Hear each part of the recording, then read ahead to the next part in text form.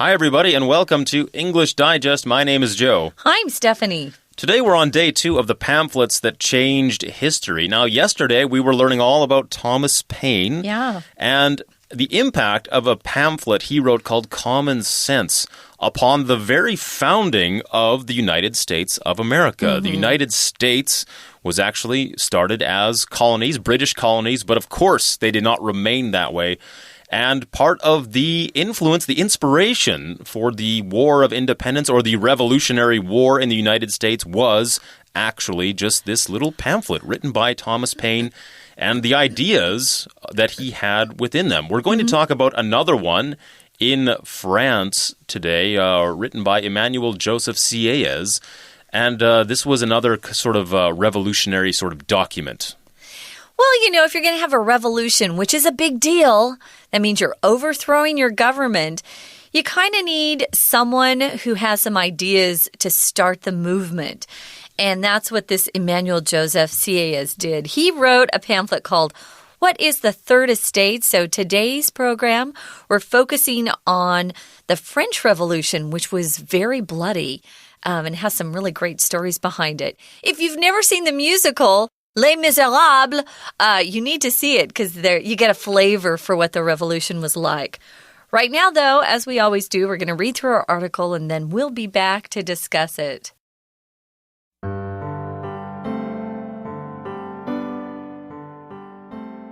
Across the Atlantic, Emmanuel Joseph Sieyès' pamphlet, What is the Third Estate?, inspired the people of France to revolt against the Ancien Regime and feudalism, much in the same way as Thomas Paine's Common Sense had done during the U.S. War of Independence. In 1788, King Louis XVI of France announced the convocation of the Estates General, a type of national parliament. It was the first time the Estates General had been convened in over 100 years. Sieyès, a middle-ranking clergyman, took the opportunity to publish What is the Third Estate?, which is regarded as one of the French Revolution's most influential political texts. The main argument in What is the Third Estate is that the Third Estate, the commoners of France, constituted the majority of the nation, did most of its work, and therefore deserved greater political rights. Sieyès asserted that the Third Estate's representation must be at least equal to or larger than that of the First and Second Estates, the clergy and the nobility. What is the Third Estate challenged the hierarchy of French society. It was not until the pamphlet was published that ordinary French people realized how parasitic the aristocracy had been, and how the Third Estate hadn't been adequately represented. The pamphlet also gave a list of demands that provided a clear motive and starting point for the French Revolution. Like Thomas Paine's Common Sense, What is the Third Estate was written in concise language that made it easy for ordinary people to digest. This played a large part in both documents' popularity and influence. The fact that both documents were made into pamphlets, which meant they were much easier to circulate, also explained their success. Without these two pamphlets, the history of the U.S., France, and indeed the world would have been greatly different.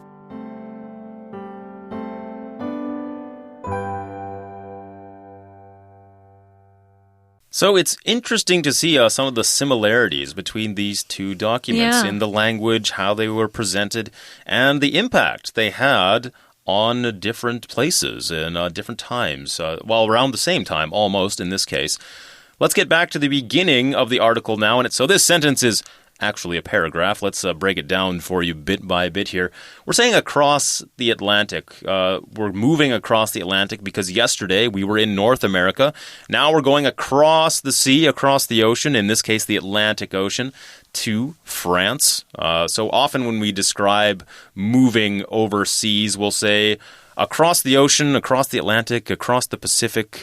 Right. The British will say across the pond. because they have a way of understating things. A pond, of course, is a very small body of water.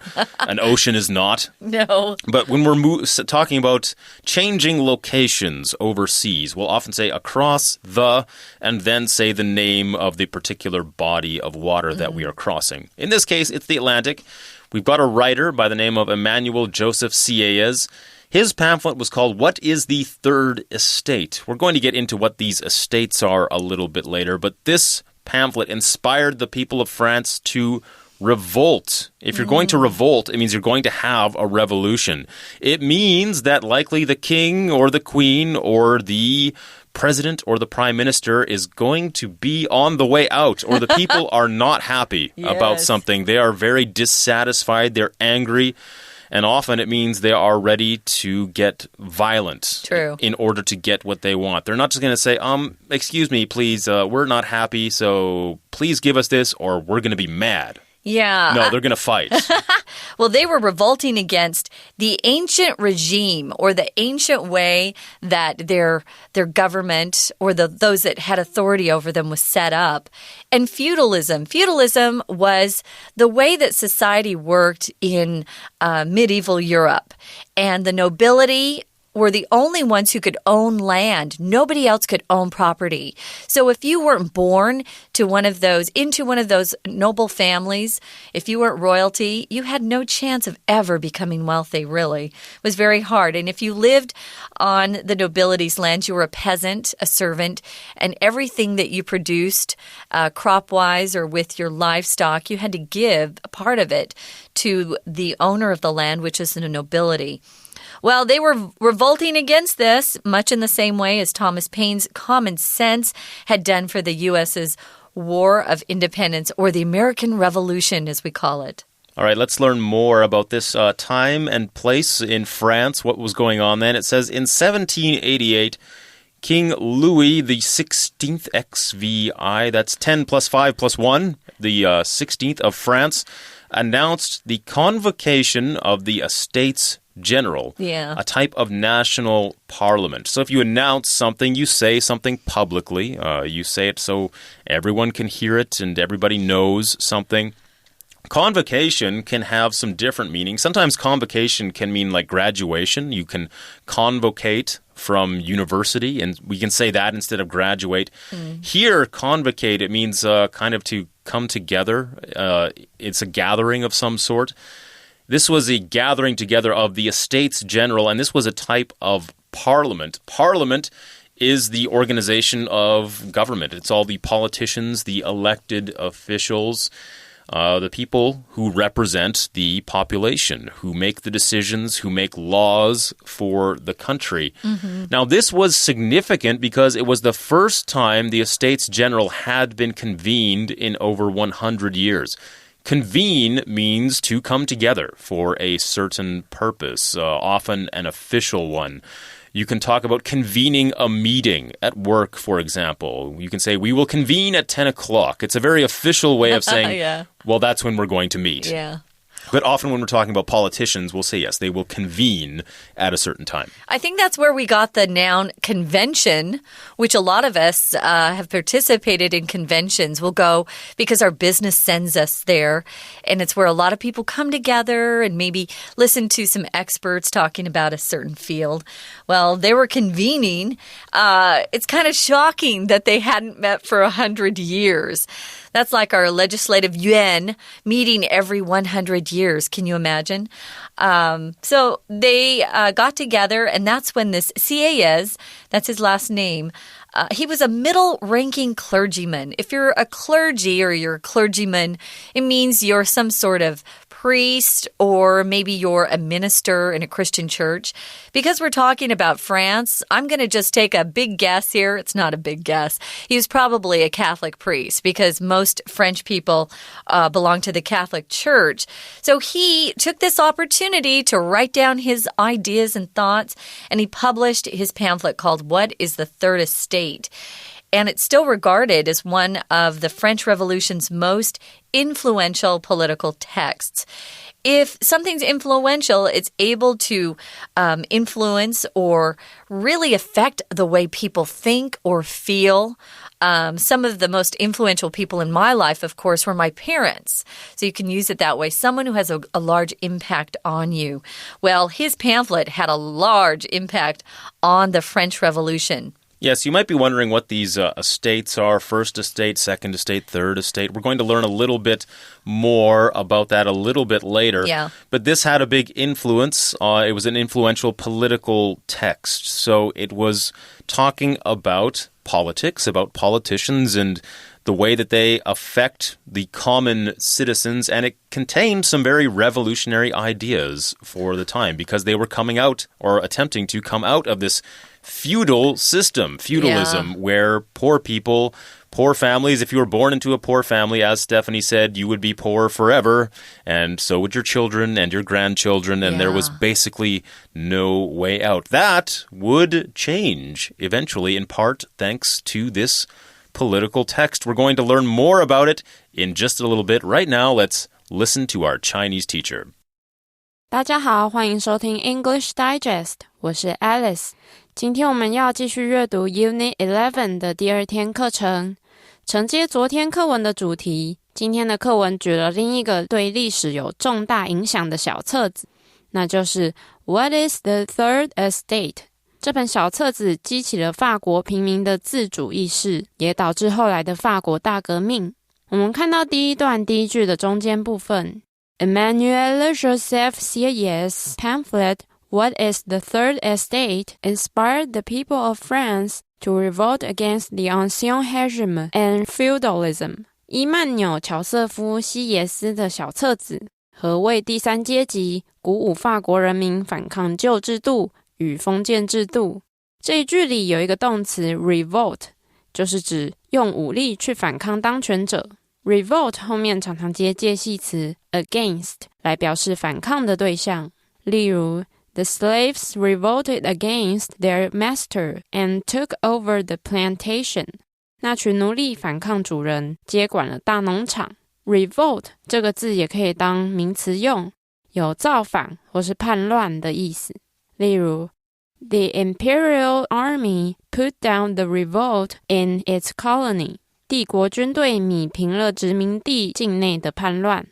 文章的第二段提到 Sieyès 利用路易14宣布召开3级会议的这个机会来发行他的小册子。我们看到这一段的最后一句 Sieyès, a middle-ranking clergyman, took the opportunity to publish What is the Third Estate, which is regarded as one of the French Revolution's most influential political texts.西耶斯是一位中阶神职人员，他抓住机会出版何谓第三阶级，这被视为是法国大革命最具影响力的政治文本之一。本句的后半部分用关系代名词 which 来引导一个形容词子句，用来修饰先行词 What is the Third Estate？ 因为先行词是有独一无二的特性，所以 which 前面要加上逗号。这个时候的 which 不可以用 that 代替，这就叫做关系代名词的补述或是非限定用法。另一个常见的补述用法就是先行词是一个完整句子，也就是代替一件事情的时候 which 前面也要加逗号。我们看到本课最后一段的倒数第二句 The fact that both documents were made into pamphlets, which meant they were much easier to circulate, also explained their success.这两份文件都被做成小册子的事实，意味着它们更容易流通，也说明了他们成功的理由。本句的 which 就是代替 both documents were made into pamphlets 这件事，所以 which 前面要加逗号。我们再举一个例子 I failed the test, which made my father angry. 我考试不及格，这让我父亲生气。这边的 which 前面要加逗号，指的是考试不及格这件事情使爸爸生气。如果不加逗号的话，意思就会变成这个考试使爸爸生气。We're going to take a quick break. Stay tuned. We'll be right back.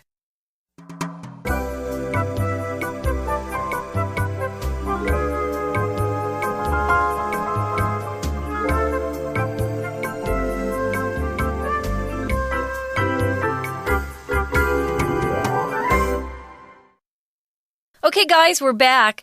We're talking about a pamphlet, this time from France, and a French writer named Emmanuel Joseph Sieyès.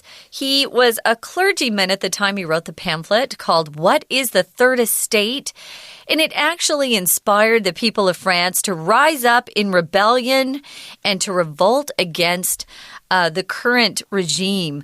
At that time, they, of course, had a king, King Louis XVI, and they had their revolution a little bit after the Americans did. It was a little bit later. I think people in England were a little bit shocked. England and France and just Europe in general were shocked at how Britain was beaten by this little group of colonists because Great Britain back then, man, they were really powerful. They were shocked at what happened. But what it did was it gave other people around the world ideas of freedom and independence. And that kind of led to this pamphlet, What is the Third Estate, being written. And it had a great influence on what the people in France did. They rose up in rebellion. Let's learn more now about some of these ideas that were in What is the Third Estate. We learn in our next paragraph that the main argument in What is the Third Estate is that the Third Estate, the commoners of France, constituted the majority of the nation, did most of its work, and therefore deserved greater political rights. So this is the main argument, the main point. In other words, argument here doesn't mean that there are two people and one person believes A and the other person believes B. Argument here means the main point that they're trying to make, the writer is trying to make in the document, and that is that the Third Estate, and the Third Estate is the commoners. So we're breaking down people into different segments of society. Commoners just mean the common people, not the rich, not the nobility, but just the regular, everyday working people, or in this case, maybe even the poor people as well. Just the people who have normal jobs, normal lives. They're not rich or anything like that. They constituted, or they made up, the majority of the nation. Majority means the largest percentage or the largest amount of something. A majority, for example, if you were having an election, would be anything over 50% if you're voting for one or the other, if there's two. So if you had 51% to 49, 51 would be the majority. Of course, commoners, there was a lot of them. The rich were actually a very small group of people. So the commoners, the regular people, were the majority of the nation. They were the ones who did all the work. They were the farmers, the carpenters, the builders. They were the workers. Rich people, they were just kind of rich. They didn't do anything. They just had land. And if you had land, you could just charge people all kinds of money just to live there, just to exist. You could say, okay, you're a farmer, but you're on my land, so I get certain percentage of your crop, I get the money, I get this, I get that.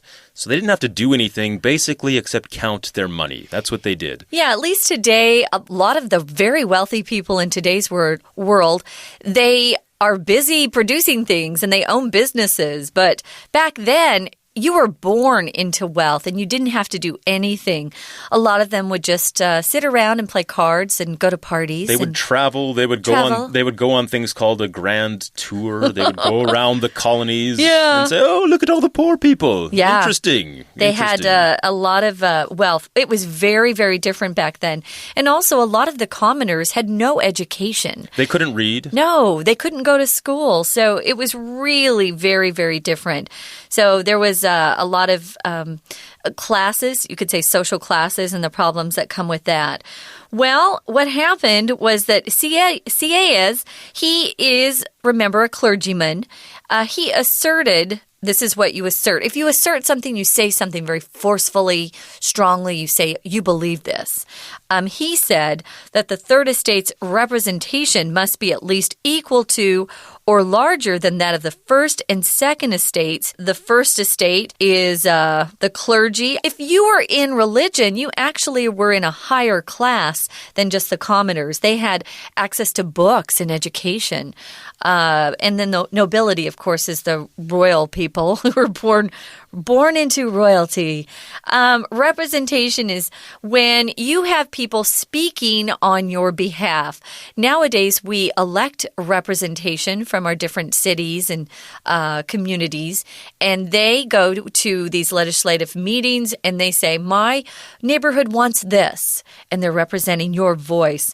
Well, he said, hey, the third estate, they actually need representation that's equal to or larger than the people in the first and second estates, which is actually a very small group of people.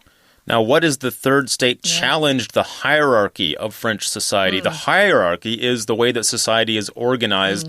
And in those days, the hierarchy went like this. You had the nobility at the top, and then basically you had everybody else. You had the clergy below that. And the clergy did okay as well. I mean, they had access to education. Good jobs. They had good jobs. They were taken care of. The poor people were not taken care of at all. Their lives were seen as being very cheap. So that was the hierarchy or the organization of society or the different classes of society. It was not until the pamphlet was published that ordinary French people realized how parasitic the aristocracy had been. So they didn't think like this before, or they didn't have access to this idea. They probably never would have thought about this. They probably weren't happy about the way things were, but they never would have thought about doing anything about it. Ordinary just means normal or common. The French people who just had normal jobs and lives. But they didn't realize how parasitic the aristocracy had been. The aristocracy were the rich people, the privileged people, the ones with lots of money and power and wealth. They're being described as being parasitic here. Parasitic comes from the noun parasite. A parasite is something that will attach itself to a larger body and just kind of steal things from it. Like blood. Like certain insects are parasites. They attach themselves to you and they suck your blood. They take good things from you and they give you nothing back. That's right. Somebody who's a parasite is somebody who steals or takes things from others and does not give anything back. And so parasitic describes that. It's if somebody's saying, oh, he's so parasitic, it's a terrible thing to say. It means they take and take and take and give nothing back. That's right. They use people. When you talk about something being done adequately, it just means it's been done enough. This is, of course, the adverb form of the word, but we'll also use the adjective form adequate. Oh, what I have is adequate. Did you have enough to eat? Oh, it was adequate. Wasn't too much, but it wasn't too little either. It was enough. I would probably say that's a good synonym. Enough, adequate, enough. The pamphlet also had a list of demands that provided a clear motive and starting point for the French Revolution. He didn't just state this was the problem. He then went on and said, this is what we want. We want changes, and here they are. If you have a demand, it's things you must have, and you say it very forcefully. If you have a motive for doing something, it simply means the reason why you're doing something. Most of us go to school and our motive is to get a good education so we can get a good job and we can have a good living. So he actually gave the commoners or the ordinary French people the starting point for the French Revolution. It gave them a reason why they needed to act and why they should go forward. Now, like Thomas Paine's Common Sense, What is the Third Estate was written in concise language that made it easy for ordinary people to digest. If something is concise, it's very short and to the point. It doesn't waste a lot of time. It doesn't need to use very pretty or beautiful words. It's just written very short and to the point. It gets to the point quickly. It was easy to digest. Digest is often used in relation to food, entering our bodies, going down into our stomach, and our bodies take the good stuff from the food and we get rid of the rest. We can also digest information. It just means that we are able to take it in and think about it and figure it out, basically. This played a really large part in both documents' popularity and influence, the fact that they were understandable, that the commoners could understand them. Now, this meant also that they were in a form that could be really easily distributed or circulated. If you circulate something, you pass it around so everybody gets a look at it. So these pamphlets were in just a great form, and they were easy for people to get their hands on. Some of these things explain the reasons why they were so successful in both the United States and in France. And without these two pamphlets, the history of the U.S., France, and even the world because of the influence these two countries have on the rest of the world. Without these pamphlets, hey, our lives would be different today even, wouldn't they? That's right. So remember, all the big things in history, they come from ideas, and they come from people taking the time to write them down. So ideas can be very, very powerful or even revolutionary things. We're almost out of time right now, though. Let's take some time to listen to our Chinese teacher once again. 接着我们看到文章的第3段，这一段在说明 What is the Third Estate 这本小册子的内容，主要是在论述平民做最多事，为国家奉献最多，在政治上却只有一点点的权利。我们看到这一段第一句的中间部分 The Third Estate, the commoners of France, constituted the majority of the nation, did most of its work. 第三阶级，也就是法国的平民，构成这个国家的大多数人口，做大部分的工作。这句有一个动词 constitute， 有组成、构成的意思，相当于 make up。如果要表达 A 组成 B， 我们可以说 A constitute or make up or comprise B， 这是用来表示个体组成整体。例如 5 musicians constitutes this band， 5位音乐家组成这个乐团。若我们要表示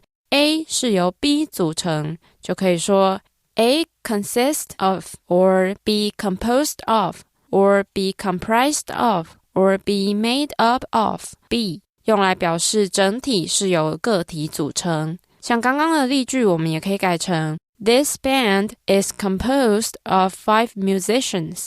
这个乐团是由5位音乐家组成的。文章的最后一段提到，不管是 Thomas Paine 的 Common Sense 或是 C.A.S 的 What is the Third Estate， 这些小册子之所以会成功，都是因为它们容易流通，而且用简洁的语言来描述重要的想法，让一般平民也有所共鸣。我们看到这一段的第一句有一个形容词 concise， 是简洁易懂的意思。例如 The teacher asked Tom to make a concise summary of his report。老师要求汤姆为他的报告做个简洁的摘要。以上就是今天的课程，谢谢收听。We hope you've enjoyed coming with us on our journey over the past couple of days through history and learning about pamphlets, tiny little booklets that changed history. So writing doesn't have to be long. It doesn't have to be in flowery or pretty language. It can just be something very simple, something short and concise, and it can change the world, as we saw with the writings of Thomas Paine and Emmanuel Joseph Sieyès. These pamphlets, of course, they're still available to look at, to read. I've even seen them still in bookstores as well. They're very short. You can probably look them up online as well, just to get an idea of the type of language that was used to change the world. So check that out, and maybe you guys can write something revolutionary as well one day and change the world too. We hope you've enjoyed the program today, and do join us again on the next edition of English Digest. Until then, I'm Joe. I'm Stephanie. Goodbye. Bye.